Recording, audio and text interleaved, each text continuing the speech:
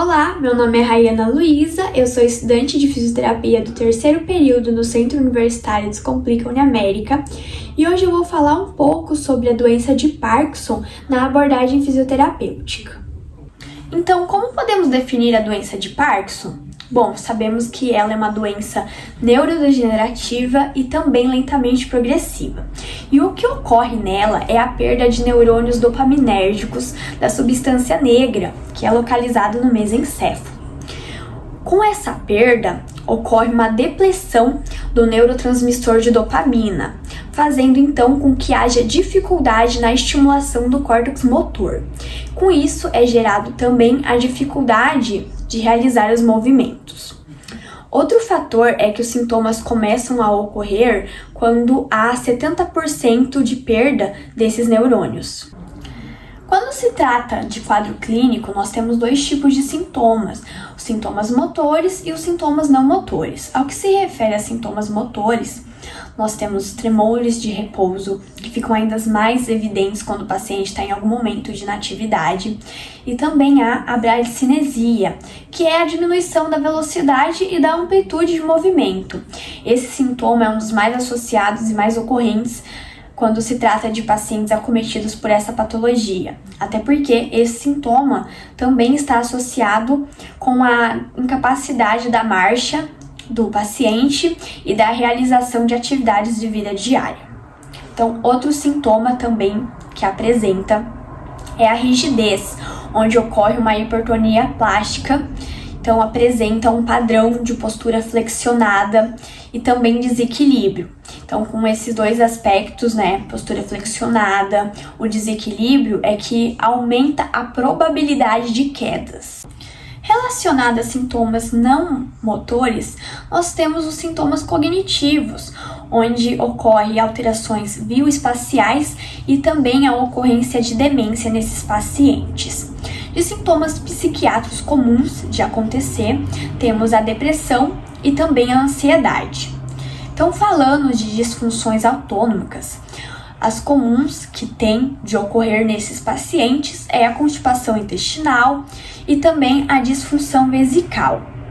Então, quando se trata também de disfunções no ciclo de sono, é comum o transtorno comportamental do sono, a insônia e também a sonolência diurna. Para realizar a avaliação motora, nós podemos então utilizar essa escala, onde será avaliada a severidade da doença de Parkinson nesse paciente e também nela é possível classificar o nível de incapacidade apresentada pelo paciente. Então, outro teste comum a ser utilizado na avaliação motora é o teste do empurrão e também a escala unificada de avaliação da doença de Parkinson. Nesses outros testes motores, como o teste de Timed Up and Go, nós podemos avaliar quanto tempo que o paciente vai demorar para realizar a marcha nesses 3 metros e como ele vai realizar essa marcha, como vai estar a postura dele. Podemos avaliar também em relação ao desequilíbrio. Então, é uma avaliação, é um teste onde podemos observar todos esses fatores englobados com a marcha do paciente. Então, para realizar o teste de avaliação cognitiva do paciente, nós podemos utilizar o mini exame de estado mental. Então, nesse teste, nós podemos avaliar diferentes aspectos do cognitivo do paciente, como, por exemplo, a capacidade dele de responder a comandos, a fala, a capacidade de memorizar falas, também de escrever, desenhar objetos. Então, são diferentes aspectos que podemos avaliar com esse teste. Outro teste que podemos realizar é o teste do relógio. Então, esses dois testes relacionados à avaliação cognitiva. E quando se trata de avaliação de qualidade de vida do paciente, nós podemos realizar a escala de depressão geriátrica, que é a GDS-15. Relacionada à qualidade do sono do paciente, nós podemos utilizar a escala de sono na doença de Parkinson, que é a PDSS, que é uma escala associada a 15 sintomas comuns em pacientes com os distúrbios do sono dessa patologia. Então, após a aplicação desse teste, é gerado um score, uma pontuação que varia de 0 a 32, onde a maior pontuação é a maior presença de alterações do sono. Quando se trata de tratamento fisioterapêutico nessa patologia, o que buscamos é a aprendizagem sensória-motora, visando então a reabilitação do movimento funcional do paciente. Um dos tipos de exercícios que podemos trabalhar com esses pacientes é os exercícios aeróbicos, como por exemplo caminhada na esteira e também exercício com bicicleta estacionária. Então, o objetivo desse tipo de exercício é melhorar os resultados funcionais dos pacientes. Outro tipo de exercício que nós podemos trabalhar são os exercícios do tipo resistidos, onde o nosso objetivo é trabalhar a potência e a força do paciente.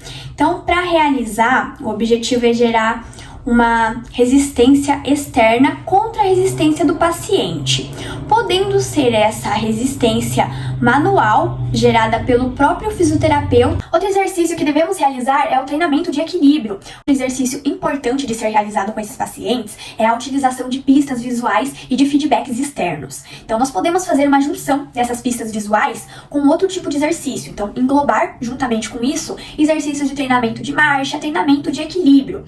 Dessa forma, vai ser realizado uma dupla tarefa, que também é muito importante de ser trabalhada com pacientes com a doença de Parkinson.